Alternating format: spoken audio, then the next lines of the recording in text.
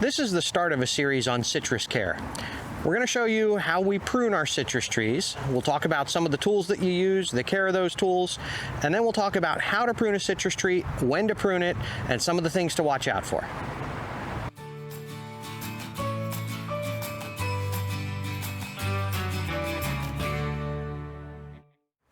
This is our navel orange. We also have a Valencia orange, and we have a lemon, and we have a lime tree as well. Citrus trees in general require the same kind of care, so it doesn't really matter what kind of citrus this is, within reason. Our citrus trees have good years and bad years. They've had several bad years, partly due to our weather, but partly due to the conditions. So because of that, we haven't pruned them a lot, and we now kind of have to catch up with that and get them to the state that we want them in. Let's start with when to prune. Hey, I went a little off the rails when I originally filmed this, so I just want to cut in real quick and make this simple. You want to prune your trees after any threat of frost.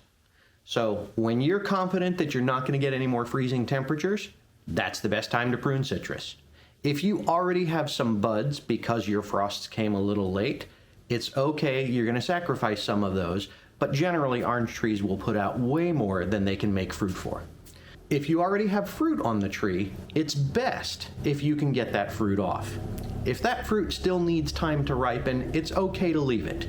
It'll just mean that your tree is going to take a little longer to fill in because it's trying to support both ripening and sweetening that fruit and recovering from your prune. So it's best if you can get the fruit off, but if you've got plenty of fruit on the tree and you can trim around it, feel free to do so. So equipment that you're going to need to prune your citrus tree. Depending on the size of it, you're probably only going to need 2 or 3 things. The most important is a good set of clippers. Make sure that they're sharp, make sure that they're clean, and citrus can be affected by a lot of diseases, so we have to make sure that they're disinfected. Before I do any cuts, I make sure that I coat this in alcohol, wipe it, wait for it to dry, and then make sure that there's no sticky residue from any other plants. And if I switch trees, I'm going to do it again so that I don't take a disease that this tree is used to and transmit it to another tree. If your tree's big enough, you're also going to need some loppers. Again, make sure that they're sharp, make sure that they're clean, and disinfect them. Depending on how big your tree really is, you might also need a pruning saw. Same rules apply, clean it, disinfect it, but one additional note about saws in particular, if you look in the teeth of any pruning saw, it will probably keep sawdust from the previous tree and sap. Just use a toothbrush or something to clean that out as you can, and then disinfect it. You'll stand much less risk of bringing something in if you do that. As embarrassing as it is, I'm going to try and show you everything we know of that is wrong with our Valencia, which is quite a bit since we haven't done any pruning on it for about 2 years. Up here, that's bare wood. That's got a crack in it, so chances are this entire branch is going to get cut out. We have some bug activity. We're going to cut out as many of those as we can. So here we have 2 branches that were growing next to each other, and we cut one in a previous season, but it still has growth coming off of it and it's rubbing up against the next one. So this is not a good joint. This can hold water, it can rot, it can get diseases, and bugs can make homes in there. So we're going to take this whole section off, probably down to here. Yeah, that looks okay down there. Also, you see my exposed trunk down there? So I'm going to be painting the trunk to try and protect it a bit more from sunburn, which I haven't in previous years, and hopefully that will give it one less thing to deal with so it can focus more energy on fruit. So now we're going to start pruning. The very first thing I'm going to do is look for any damaged branches, because that's not really a decision. If it's damaged, it's got to go. I don't care where it is. This little twig here has no growth on it. That's dead. Super easy decision to make. That's coming out. Cut it close to the main trunk at an angle, but don't cut into the trunk. You want a collar left around the growth. And this one's a really bad angle, but I think we can get it.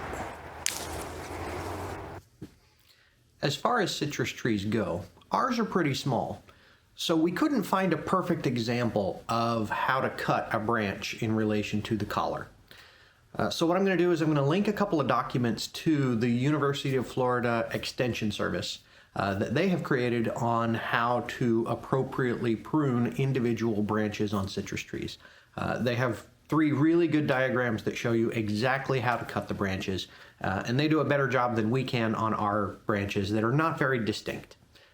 I'll leave a link to that document below, and I'll add a couple of others that just give you general best choices and best practices for citrus care if you're looking for an overall picture of what's needed. Let's move into the center of the tree a little bit, and we have some bigger ones that are very damaged or dead. So if we look at this one here, this branch, if you go up top, there's a lot of damage on the top of this branch.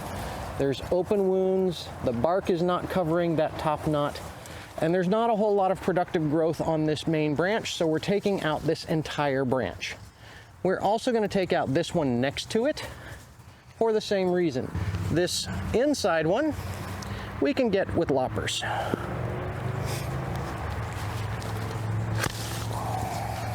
And based on how tough that was to cut, we're going to use the saw on the bigger one.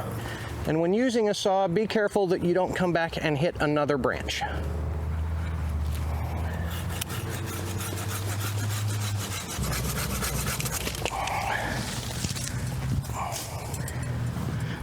A general rule of thumb is not to prune more than 1/3 of the tree at a time. If it takes you multiple seasons because of that, then the tree will be happier if you take that time. Hey, I just wanted to jump in again.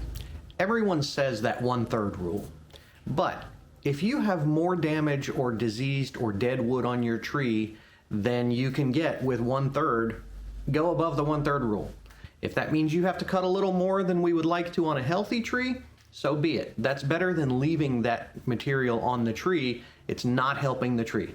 So get rid of anything dead, diseased, or damaged, even if you have to prune a little more than you normally would. So here we have another branch that's damaged. That's not a nice clean cut, and there's not a lot of productive growth on this branch. So we're going to take this branch all the way back to the main trunk again, or back to its main branch.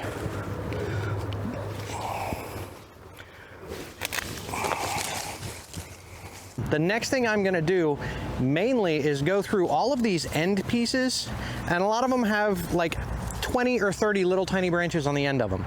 It's because it's trying to recover and it put out a flush of growth when it does that. So we're going to trim off a lot of those because we know it can't support it, and that will help the ones that are left fill in much better throughout the rest of the year. So I'm going to do that. It's going to take me a while, so we're going to time lapse that, and we'll go through the whole tree.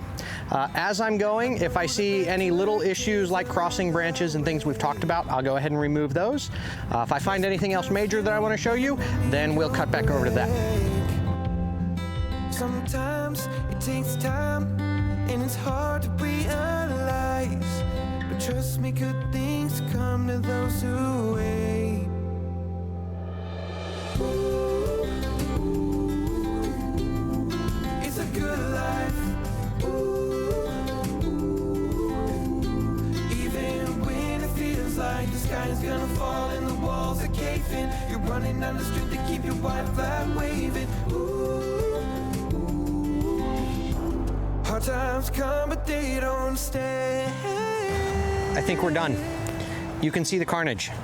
So while that looks really aggressive, it was reasonably aggressive, but there's still a lot of tree left here. The point is now air can get through it. And because this tree had so much trouble with pest problems previously, I wanted to make sure that I could get in here and treat it if I had to.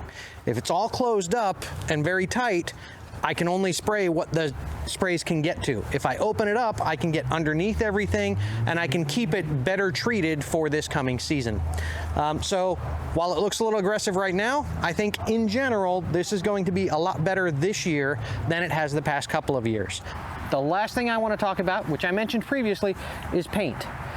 Because we have cut these back so far this year, and because they're much higher than it would grow naturally, we need to insulate this trunk from the sun.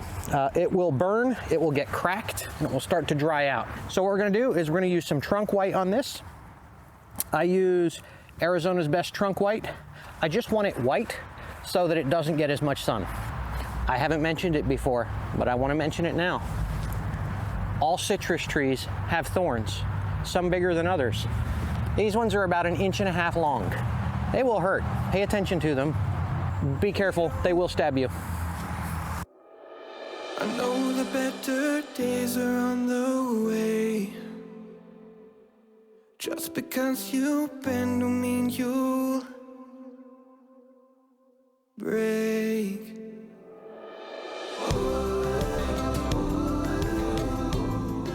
So you'll see, I didn't extend this out all the way up the branches. I just covered the base, and it is going to inhibit the growth a little bit. So like these knots shouldn't throw out more shoots now because of the paint. And that's one of the reasons I didn't cover these ends. I don't mind if these ends throw out growth because I kind of want it to go that way and I want it to go that way. So I left those parts uncovered. The tree white, by the way, is not a guarantee that you can stop growth, so using it to paint a knot does not mean that it won't grow. It just tends to deter it a little bit. If it feels that it has to grow that way for some reason, it's going to, but if it has other options, it'll use them. I will leave this here. I'll let it dry at least a day and then put another coat on it.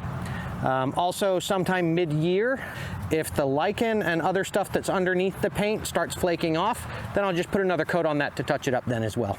There's our basic citrus pruning and preparation for the summer.